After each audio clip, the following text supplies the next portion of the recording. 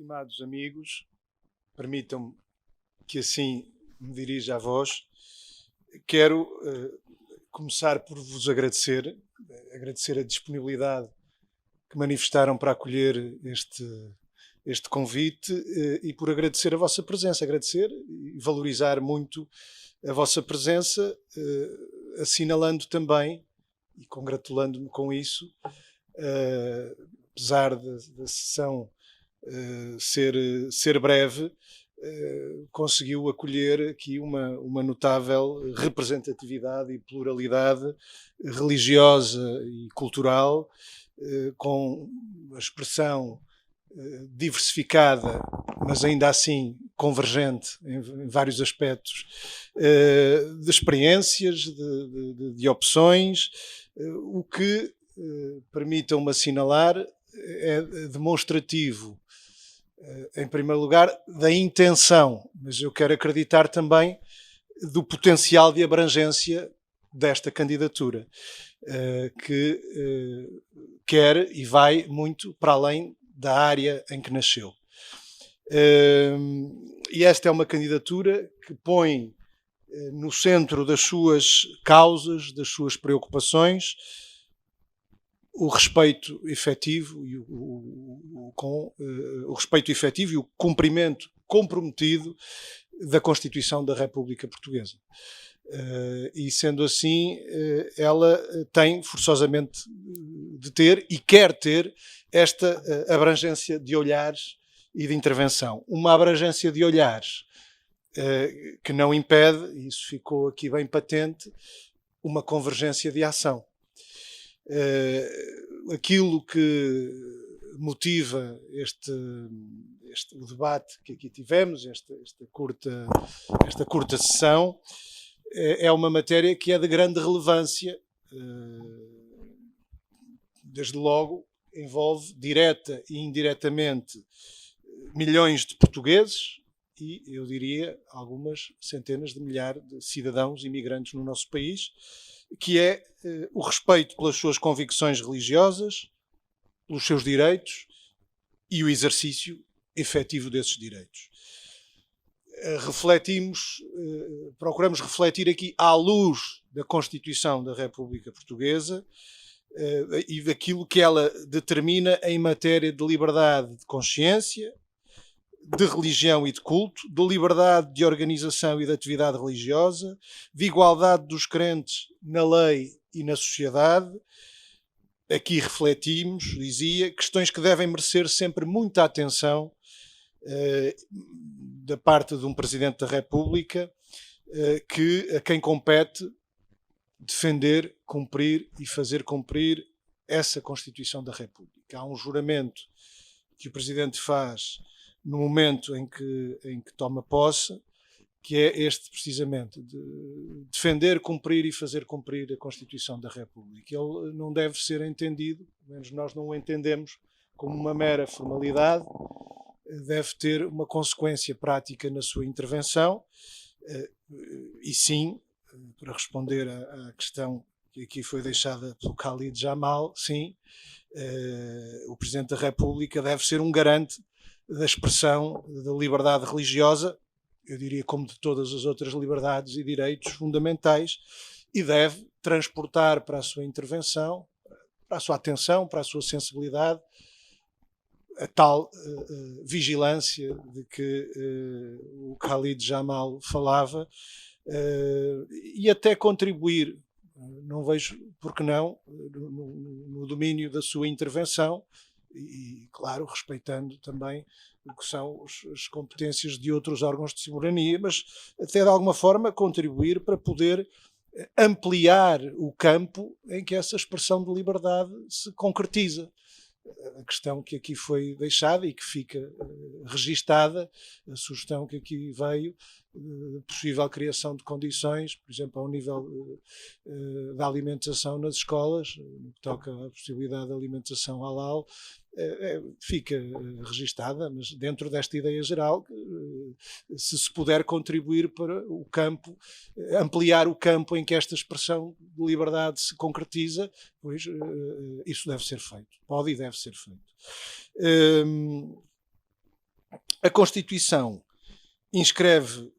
os princípios de liberdade de consciência, de religião, de culto,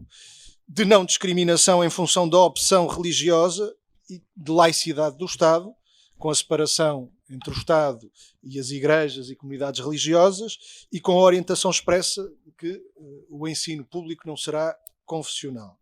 Determina que todos os cidadãos têm a mesma dignidade social e são iguais perante a lei, o seu artigo 13º sobre a igualdade, que ninguém pode ser beneficiado, prejudicado, privado de direito ou isento de dever em razão da religião, define liberdade de consciência, de religião e de culto como inviolável, e que ninguém pode ser perseguido ou até perguntado por qualquer autoridade acerca das suas convicções ou prática religiosa. Estabelece que as igrejas e as comunidades religiosas estão separadas do Estado e são livres na sua organização e culto e no ensino, no âmbito da respectiva confissão, além de garantir o direito à objeção de consciência. Algumas intervenções assinalaram-no aqui, a liberdade religiosa que a Revolução de Abril permitiu e que a Constituição da República consagrou, nomeadamente nestas disposições que aqui vos citei, através destas disposições que aqui vos citei, num contexto de múltiplos movimentos migratórios, determinou um processo de alargamento da diversidade religiosa e da sua expressão pública, e esta é, como também foi aqui salientado em várias intervenções, uma realidade que tem aqui no Conselho de Loures uma expressão muito viva, e não, como se dizia ao início, não foi por acaso que aqui viemos fazer uma sessão como esta. Mas no Conselho de Loures, como enfim, em geral também, esta diversidade é uma realidade,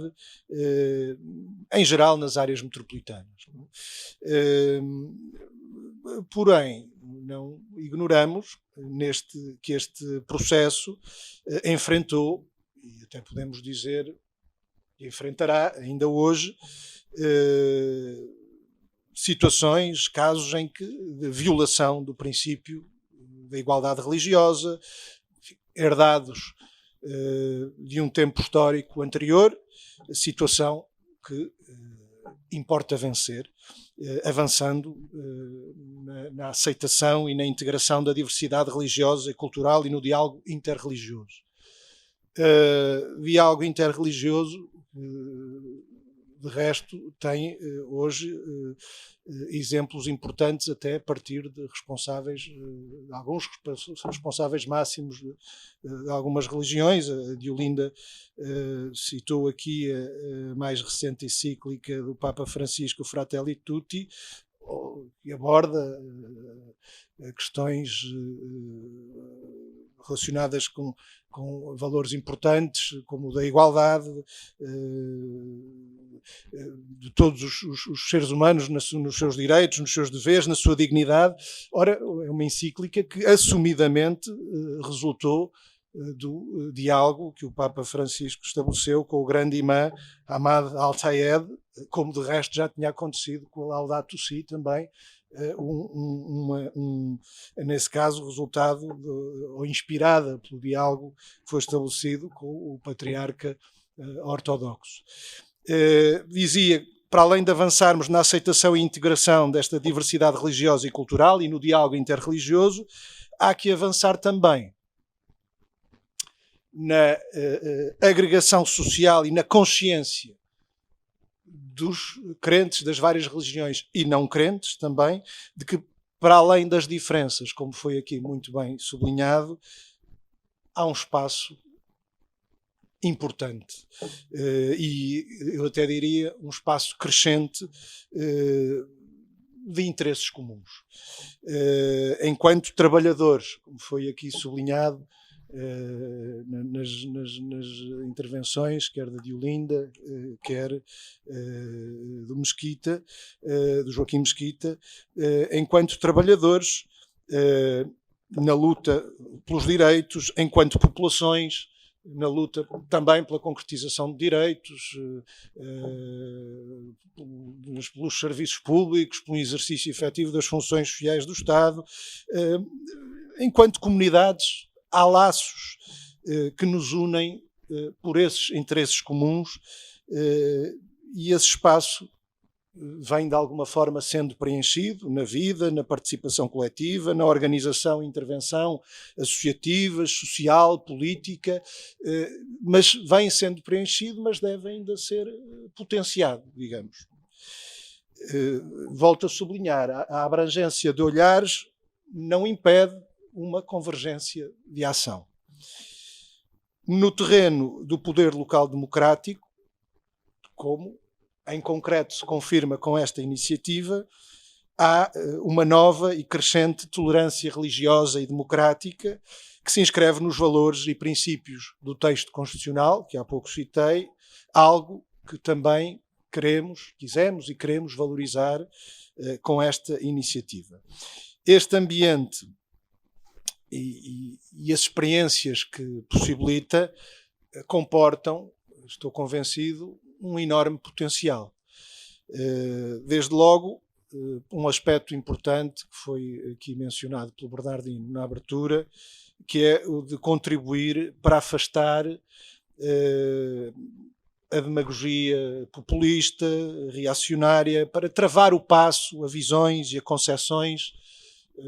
cariz racista, xenófobo, travar o passo também às organizações que as promovem,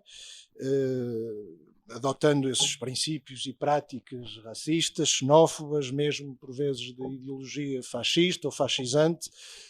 que a Constituição da República Portuguesa não consente. Ora, desta forma, fortalecemos o país e fortalecemos no país também a vontade coletiva de abrir os tais horizontes de esperança que nós assumimos e de que aqui também alguns falaram, horizontes de esperança e de progresso social identificados com os valores constitucionais através do pleno e intransigente exercício dos direitos e liberdades conquistadas e consagradas. Assumimos com coragem, com a coragem que também aqui ficou manifesta em algumas intervenções, como foi o caso da intervenção da Elisa, mas também com confiança, esta necessidade de abrirmos este horizonte de esperança na vida deste país. E se houver, e há quem queira fazer dos direitos e liberdades que estão na Constituição letra morta nas páginas da Constituição, nós estamos aqui para dizer que o tempo é de os tornar uma realidade vivida na vida de todos nós. O papel do Presidente da República, tal como entende esta candidatura, em defesa dos princípios de liberdade, consciência, de religião e de culto, de não discriminação em função da opção religiosa de cada um, de avanço da tolerância religiosa e democrática, de afirmação da laicidade do Estado, de prevenção do racismo, da demagogia populista, da xenofobia. Este papel exige uma genuína ligação à vida. É isso que procuramos também com iniciativas como esta, essa genuína ligação à vida, mais do que aquilo que são, por vezes, mais ou menos encenadas empatias, muitas vezes acabam por cair por terra quando os problemas, mais do que mediáticos, são sérios e ofendem a letra e o espírito da Constituição da República Portuguesa. Nestas batalhas constitucionais e civilizacionais, podemos dizer, o Presidente da República está obrigado a intervir, como já disse aqui, defendendo a lei fundamental, o que implica, naquilo que é o entendimento desta candidatura, implica defender os trabalhadores, como aqui foi dito, os marginalizados, os excluídos, os oprimidos, e para isso o Presidente deve usar de todos os seus poderes e capacidades, todos os poderes que a Constituição lhe atribui. O acervo de valores, de posições que preconizamos nesta candidatura, acreditem, não é um adorno de última hora, ele tem este acervo de valores e de posições que aqui assumimos perante vós tem raízes fundas naquela que é a experiência própria dos que integram esta candidatura, mas que é também a experiência de resistência e de luta do povo português. Experiência de resistência e de luta contra a ditadura ao longo de décadas, que tem uma história de combate na construção, e vieram aqui também em alguns testemunhos essa valorização na construção da unidade antifascista, na mão estendida aos crentes, aos democratas, patriotas, na luta pelo pão, pela liberdade, pela independência e pela paz. Esta candidatura é herdeira desta tradição humanista de luta pela liberdade, pela democracia, pela dignidade da pessoa humana e assume por inteiro esta sua condição. Um processo e uma história em que foi preciso vencer por vezes sectarismo, mas em que se soube vencer esses sectarismos, alguns erros de intolerância, lembremos-nos dos de 1910, um processo que conquistou para a causa democrática os trabalhadores e o povo, católicos, cristãos e outros crentes, dirigentes religiosos, sacerdotes, e combateu sempre do lado dos melhores defensores da liberdade de consciência, de religião e de culto. Um percurso indispensável e inseparável do que veio a ser o 25 de Abril e se transformou num valor essencial do regime democrático e, como aqui já foi dito por diversas vezes, da Constituição da República. E um valor que importa, por tudo isto, preservar e potenciar. O exemplo deste debate e da realidade deste Conselho, a sua pluralidade, a tolerância religiosa, a liberdade de crença e de participação, que aqui se constrói e que aqui se vive, como ficou patente nos testemunhos que aqui vieram. Este exemplo é, acreditem, um exemplo para o caminho que consideramos nesta candidatura que é necessário e que é também exaltante de projetarmos no presente e no futuro de Portugal os valores de Abril e o seu horizonte de fraternidade, de liberdade, de igualdade e de esperança. Muito obrigado a todos.